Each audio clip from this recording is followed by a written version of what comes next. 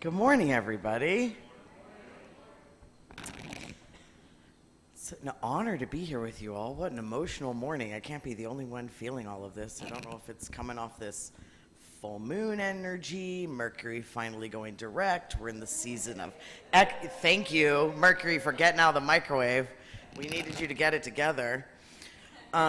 This time of Exodus, Passover, coming into spring, all these reflections and darkness and light. And I noticed it says cosmic revelations behind me, but I'm actually going to talk about cosmic reflections, because I can't be the only one who, after this period of wandering, if you will, this period of Exodus, was called to reflect on everything. Like, I've just been in this deep period of reflection, and then rebirth, and then renewal, and we think about how that's what spring is, right?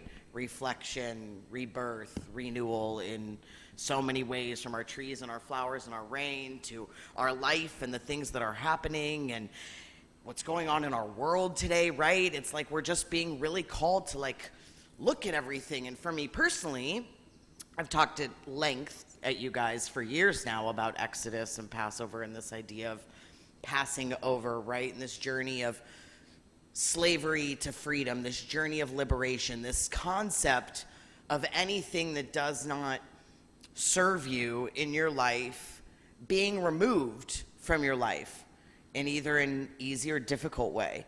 You know, thinking about how there had to be that moment where Moses chose to leave behind the comforts of Pharaoh's palace and choose to find freedom and a better life. And where we all have these moments in our lives where we might have something that seems comfortable and feels comfortable, but we don't recognize that that comfort actually isn't serving us. That comfort is complacency. And that comfort that we thought might be comfortable is actually extremely toxic. We just haven't stopped to stand up and look at it from a larger perspective. And so for me, I obviously had a very, very, very big year of reflection this year, because it's the first time since I became a rabbi that I haven't been leading a massive Passover Seder for the community. And it was the first time, the biggest reflection of this all, this was the first time in my daughter's life that I ever got to have Passover Seder with her. Like, she and I sat down at the table, told the story, did the things together, whereas every year in her life before, it started with me nursing her in the middle of a Seder, to her sitting and watching me, right? With an auntie or a friend or a family member or whatever, and her mom is up there and she's down here, right? This was the first year where I feel like the little being that I brought into this world got to be at the same level as me when it came to that.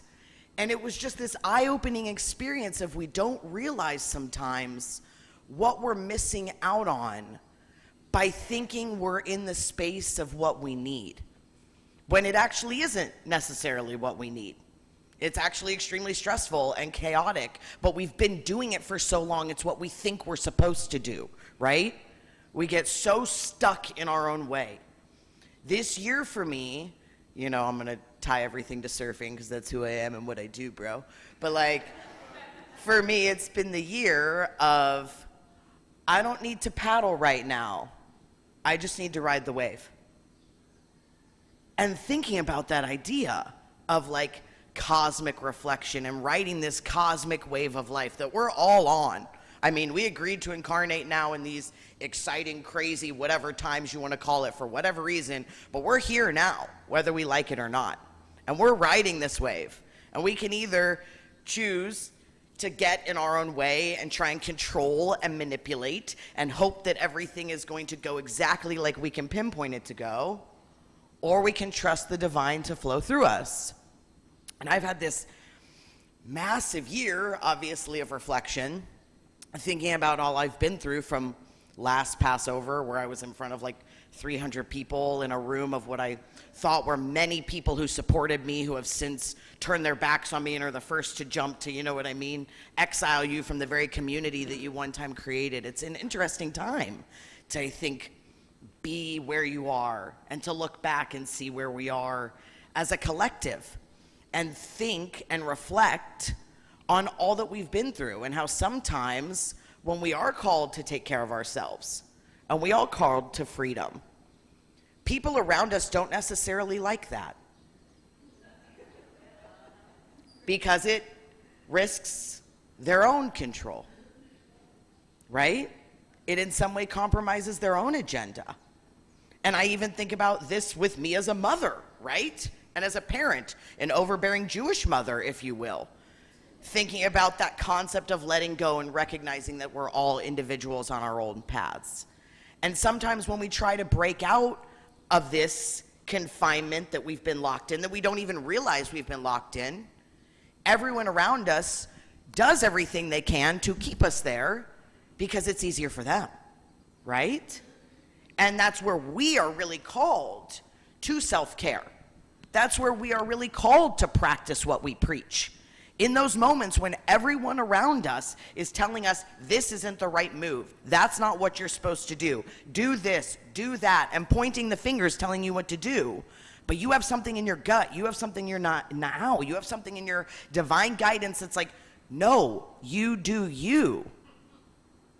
It's that one simple step that changes everything, where you look back and you see these moments of being in darkness do transmit into light.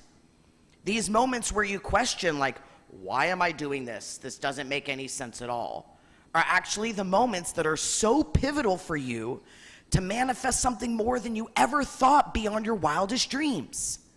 And then you realize you were in your own way. I was holding myself back. I thought so small. I thought here, when in reality I could be thinking here. And in getting in this comfort and thinking that I was doing everything I was supposed to do, right? Because it went that way, and I was manifesting, and I was growing, and I was doing those things. But not realizing that that was actually very, very small. And there's something so much bigger and vaster. And when you jump into that void, when you take off on that wave, you quit paddling. That's when you ride. That's when you soar. That's when things are easier than you ever thought possible. But that's a hard thing to do. I think as a surfer, I want to paddle, man. I want to get going. And then you paddle too hard, you nosedive. Think about it in reality. I was reflecting a lot on, obviously, my experience going to Lahaina and how pivotal that was for me. And this period of exodus and leaving and restarting again. Going there, helping those people, being with my friends there, some of whom have now had to leave and don't even live there anymore because they don't have homes. What that did for me personally, the reflection that it created.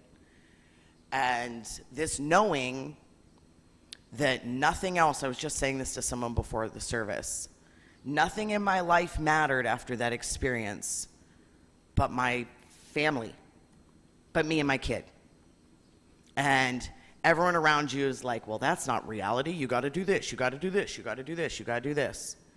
But this knowing of seeing how quickly things can change, how quickly things that you work so hard to build, as Eckhart Tolle says, all structures are unstable. When those things you work so hard to build, those pyramids, if you will, come crashing down, because they will, what support do we want to stand on? What roots do we want to have there? What seeds do we want to have planted? Because I don't know that they're seeds of hustle and bustle like we've been fed to believe. I think that maybe it's seeds of love and light and liberation and trusting. I think about after going to Lahaina and then stepping back away from so much and really making that choice, everything that started to happen in the Middle East. And What happened with me personally, I've shared with you guys how I started receiving threats and things of this nature. And how if I hadn't listened to the divine, it could have been a lot worse. So reflecting on where I'm capable of making my own choices. And you are capable of making your own choices. And reflecting on when we do make our own choices from that place of love and light and liberation. And then allow ourselves to reflect on that and be like, look at what I did right. That's the growth. That's reparenting ourselves. That's telling yourself you've got this. That's God giving you the reminder, I am flowing through you. I would never guide you to anything that did not serve you. I might guide you to stuff that scares you beyond your wildest imagination. But I'm not going to guide you astray. Exodus is scary. Leaving something comfortable is scary. But when we can really step back and reflect, look at the sky that's so much bigger than us, at the moon that reflects our light, at the stars and Mercury who we want to blame, but Mercury is just reflecting our own chaos right back at us. Sorry, not sorry. But when we reflect on that cosmic nature of it all, on this idea that we can't really know the unknown, we can't understand what is. And it's in that surrendering to the unknowing of whatever it is that's bigger than us that I think we find consciousness. I think we enter that cosmic dimension. And I think that's the constant process we're being called to as humans to evolve. Reflect, rebirth, renew. And I think we keep doing it over and over and over and over again in different ways. So can we stop paddling and just ride the wave of the cosmic reflection, bro?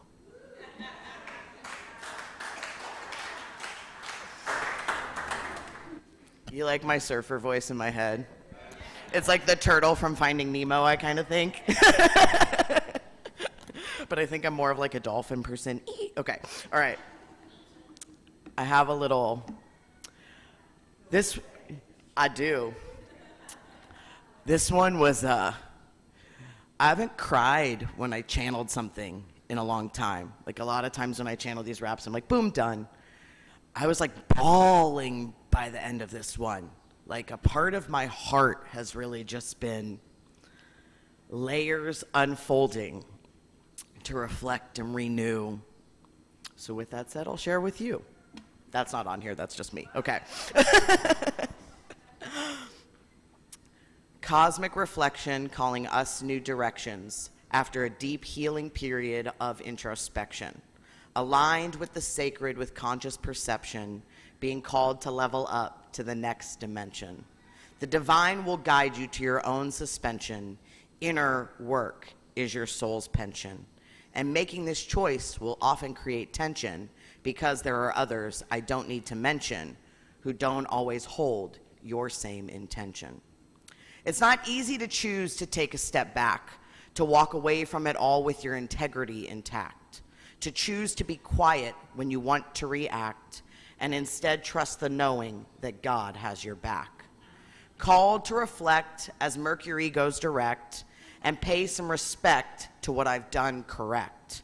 Knowing every choice has an effect, and we have to listen when called to redirect. I feel like God is talking to us all, in all shapes and sizes, big and small.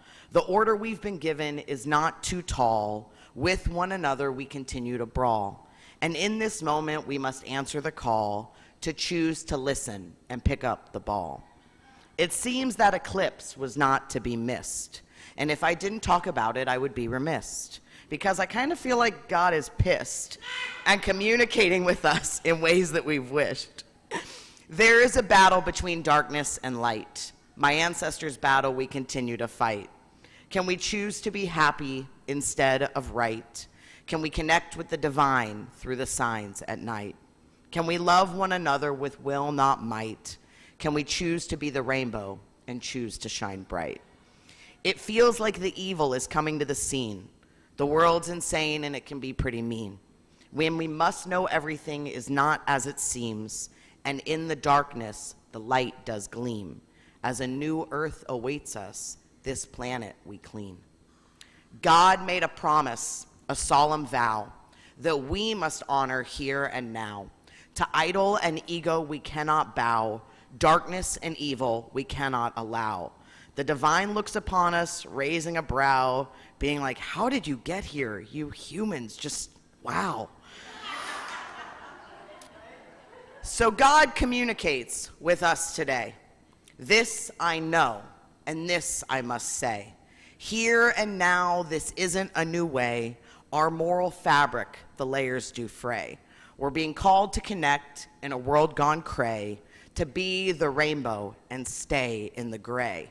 Trust the divine, come what may. It seems like what's upon us is too big to know.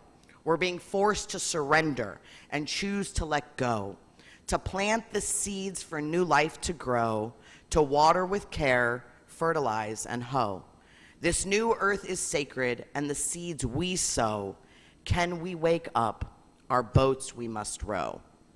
It's time to alchemize, choose to revitalize. Can we prioritize so we can mobilize? We're called to energize, wake up and synthesize. Don't let them hypnotize, or we will find our demise. I know God is here. We are never alone. We are souls on a journey to wander and roam. Trust we are spirit in a body on loan, and sing our stories in all keys and tones.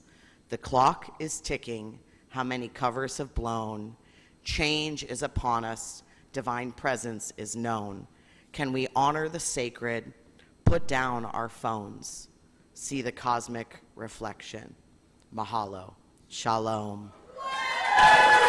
Thank you, everybody.